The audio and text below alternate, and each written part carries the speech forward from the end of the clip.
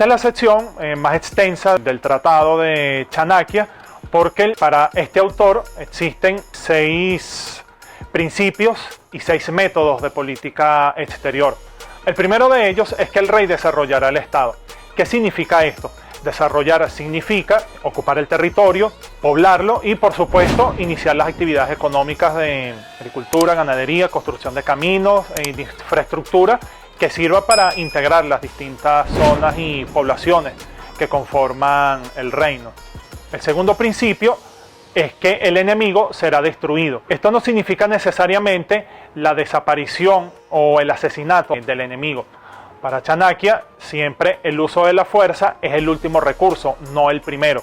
Así que en este caso, destruir el enemigo no significa aniquilarlo, sino con el solo hecho de neutralizarlo, ya se cumple ese objetivo.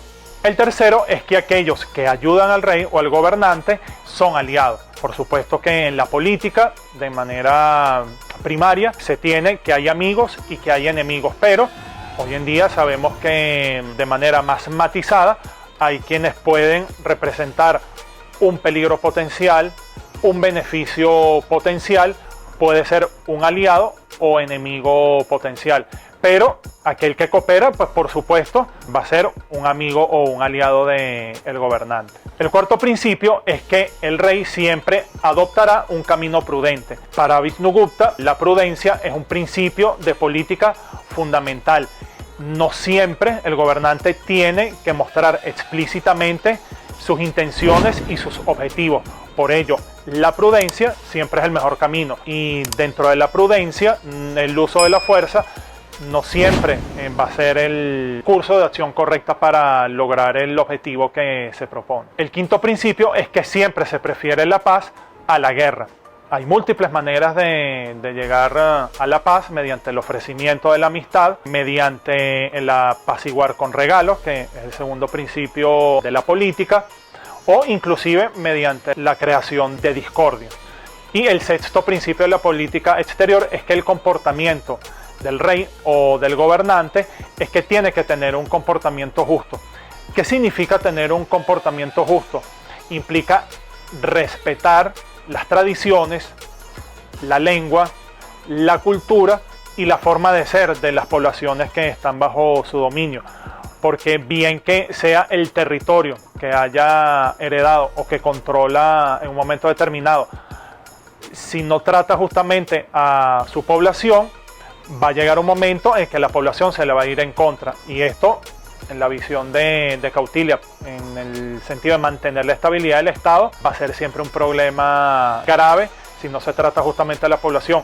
Pero es válido también ese tipo de comportamiento hacia la población conquistada, porque aunque hayas derrotado, en este caso, al enemigo en combate, la mejor manera de integrar ese territorio a los dominios del gobernante es ganándose a la población.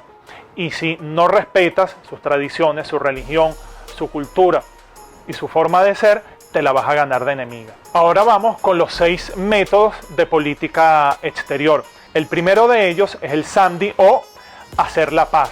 Por supuesto, es el primer curso de acción que tiene que llevar a cabo un rey o un gobernante para lograr pues el objetivo de la política exterior, que tiene que ver con la preservación del Estado. El segundo método es el Vigraha o desatar hostilidades. Eso evidentemente cuando la situación lo exija o una circunstancia lo requiera. El tercero es el Mantra Yuddha, que podría ser traducido como la ofensiva diplomática.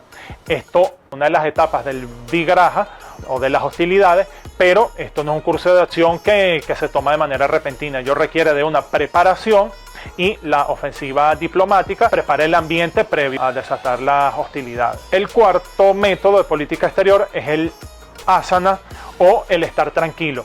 En política, el estar en paz, el desatar la guerra, son cursos de acción, pero el no hacer nada en determinadas ocasiones también es una política, o el guardar silencio. El quinto método es el yana o prepararse para la guerra.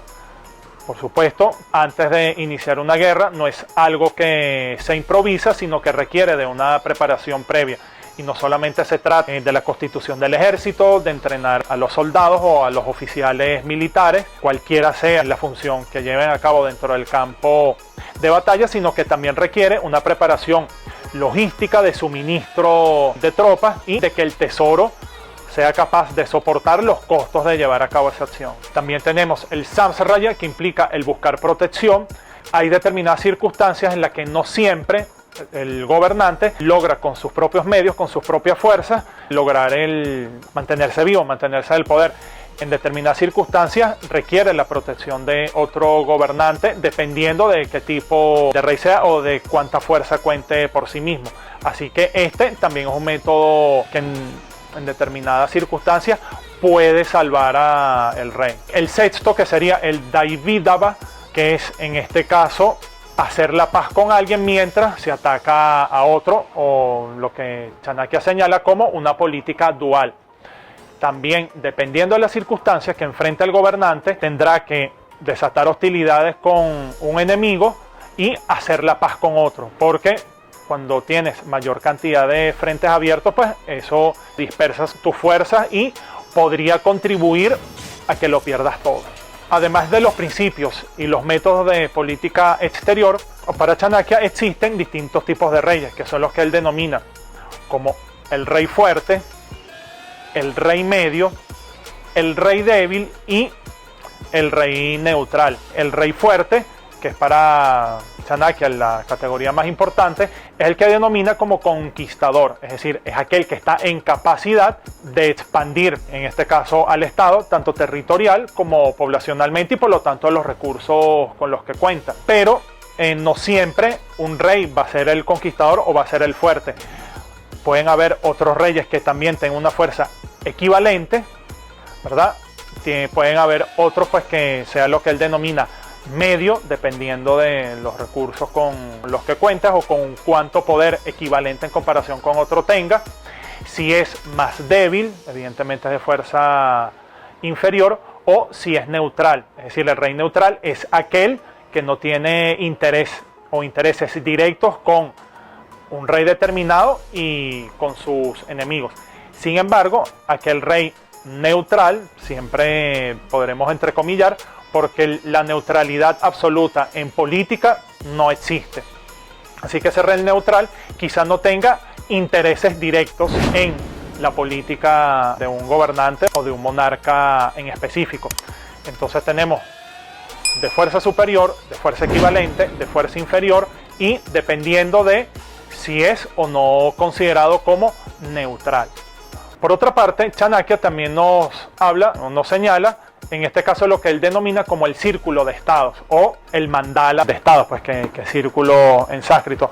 Para Chanakya es un principio fundamental de la política exterior de un reino que su vecino es su enemigo por naturaleza.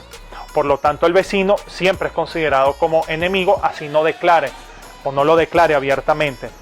¿Por qué? Porque el vecino, estando en las fronteras del reino, del territorio que controla el gobernante, puede fungir o bien como un atacante directo o bien como un territorio de paso o un intermediario para que otro pueda atacarlo.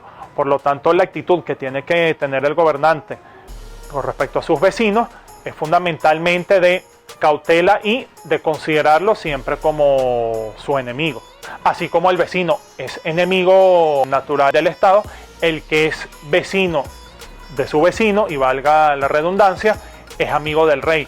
¿Por qué? Porque si los vecinos son enemigos por naturaleza, el que es vecino del enemigo es, por lo tanto, se asume como amigo del otro estado, ¿okay? Que siempre y cuando estos no compartan fronteras.